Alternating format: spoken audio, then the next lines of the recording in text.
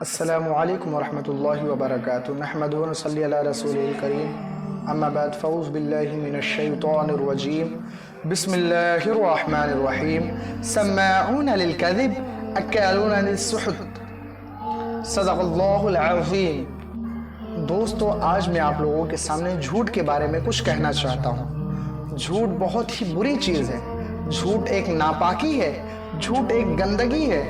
دوستو، اس کی گندگی اور ناپاکی کا ہمیں احساس نہیں ہوتا ہے، مگر معصوم فرشتوں کو جھوٹ سے اتنی بدبو آتی ہے کہ وہ فرشتے جھوٹ بولنے والے کے نزدیک بھی نہیں جاتے، بلکہ اس سے میلوں دور چلے جاتے ہیں۔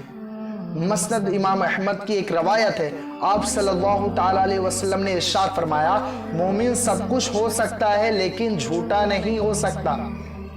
دوستو، جھوٹ ایک ایسی چیز ہے کہ آدمی کے چہرے سے معلوم ہو جاتا ہے کہ یہ آدمی جھوٹا ہے، مکار ہے۔ لوگ اس کی عزت نہیں کرتے، سماج میں اس کا کوئی بھروسہ نہیں کرتا، اور وہ سب کی نگاہوں میں ذلیل ہوتا ہے۔ لوگ اسے کمینہ خیال کرتے ہیں۔ بہت سے لوگ جو یہ کہتے ہیں کہ دنیا ہے بھائی، دنیا میں بغیر جھوٹ کے کچھ گزارا نہیں ہو سکتا۔ بہت سارے لوگ یہ کہتے ہیں کہ دنیا جھوٹ کے بغیر نہیں چل سکتی، جھوٹ کے بغیر کوئی چارہ کار نہیں۔ حقیقت یہ ہے کہ وہ خود جھوٹے ہیں۔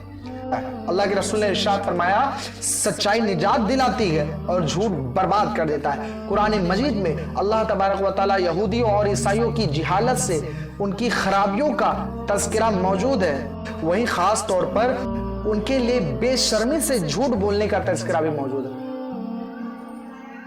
اللہ تبارک و تعالیٰ سورہ مائدہ میں اللہ ارشاد فرماتا ہے، سماعون للکذب اکالون للسحت، یعنی یہ اہل کتاب یہودی و نصارہ جھوٹ سننے والے اور رشوت کھانے والے ہیں۔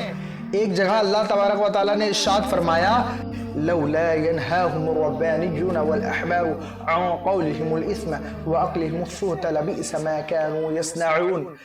ترجمہ کنز ایمان کا ترجمہ، انہیں کیوں نہیں منع کرتے ان کے پادری اور درویش گناہوں کی بات کہنے اور حرام کھانے سے؟ بے شک بہت سی برے کام کر رہے ہیں، یہ بے شک بہت سی برے کام کر رہے ہیں۔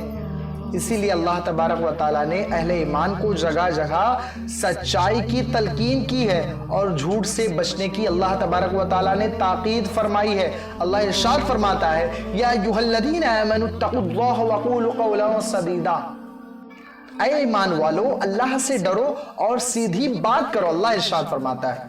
دوستو، جیسے جھوٹ حقیقت میں بولنا منع ہے، اسی طرح مذاق میں بھی جھوٹ بولنا گناہ ہے۔